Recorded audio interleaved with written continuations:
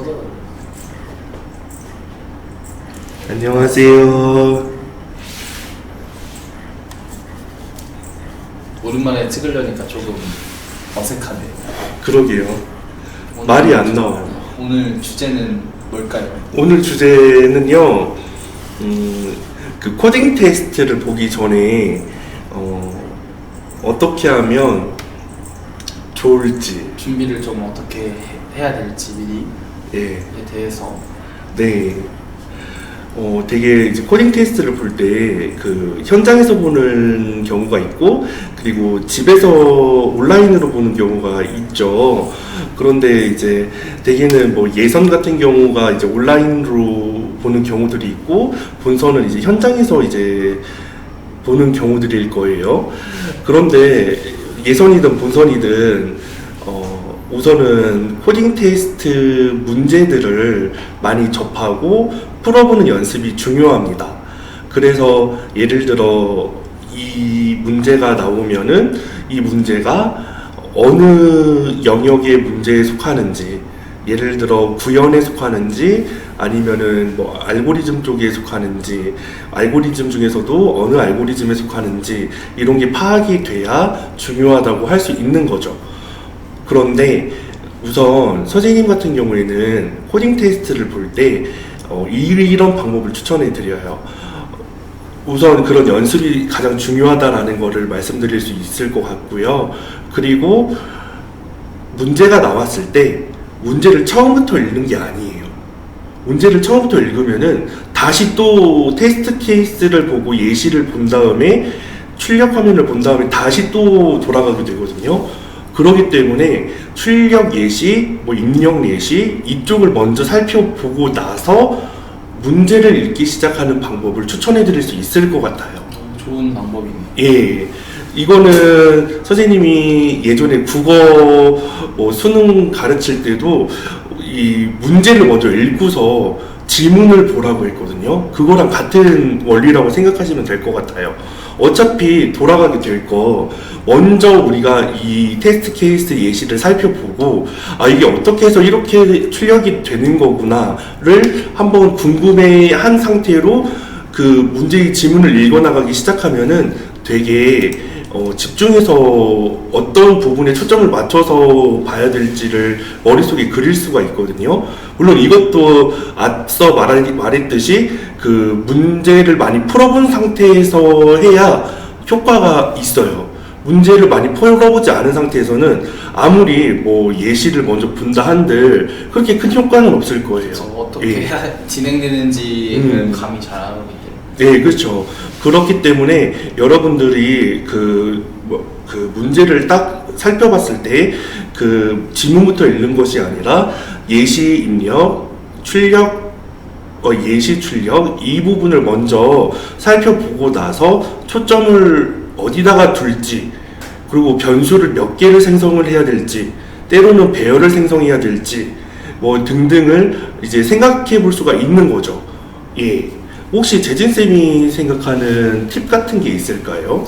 일단 대회마다 이 작년도 재작년도 이렇게 대회 기출 문제. 자체가 예. N회차로 진행되는 대회들이 많기 때문에, 그러니까 N회차라고 하는 거는 이제 올해 처음으로 생긴 신생 대회가 아닌 이상 보통 작년, 재작년 이제 뭐 과거에 했던 대회에서 나왔던 문제들을 일단 한 번씩 쭉 풀어보고, 물론 똑같은 문제가 다시 나올 일은 절대 없지만, 네. 이 정도 난이도의 문제가 나오는구나, 그리고 이 정도의 알고리즘 그 활용하는 문제들이 나오는구나를 느끼고 나서 그거랑 이제 비슷한 난이도의 유형이나 비슷한 난이도의 비슷한 알고리즘의 문제들을 쭉 풀어보면서 연습을 하는 과정을 거치면 좋을 것 같아요. 문제를 네. 이제 새롭게 나온 이제 시험장에서 네. 문제를 봤을 때 당황하지 않고 네. 문제를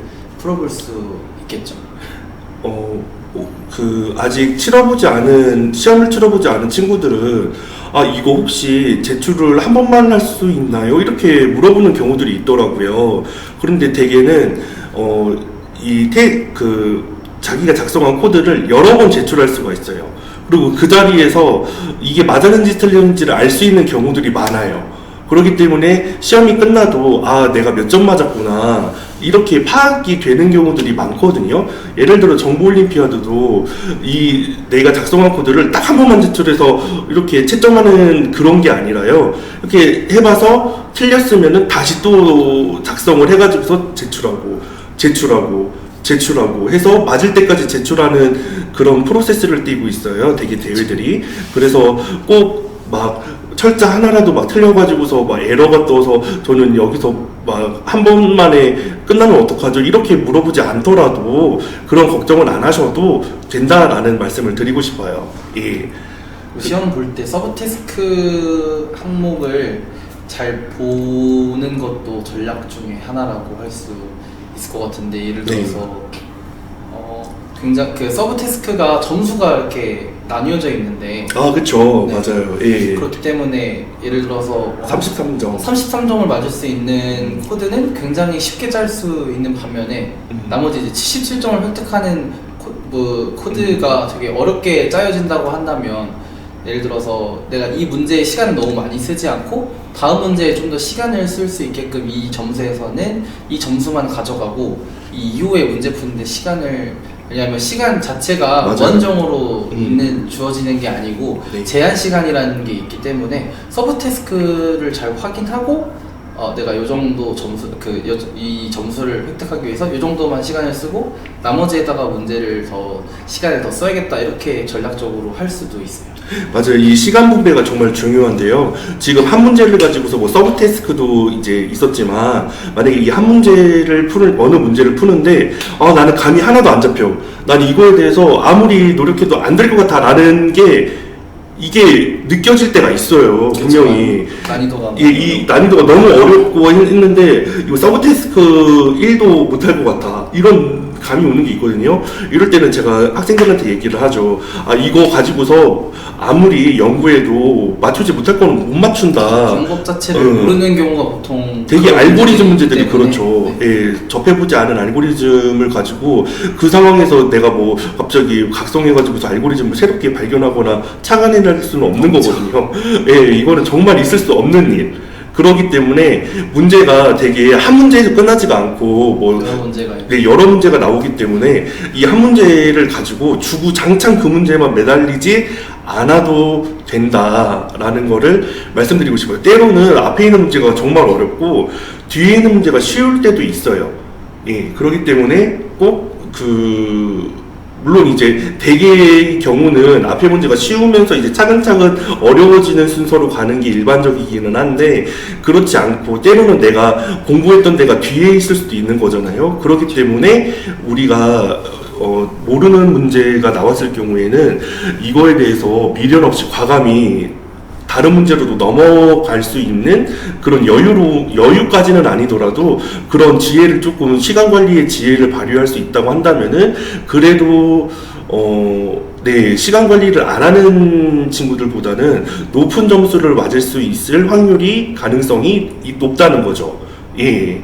그리고 여러분, 시험 볼 때 되게 다른 시험들과는 다르게 이거는 경험의 싸움이에요. 예, 아무리 생각해도 선생님은 뭐 여기서 막 누가 뭐 머리가 좋고 나쁘고 이거를 떠나서 책도 읽어본 사람이 얘기할 수 있는 거예요. 그 내용에 대해서.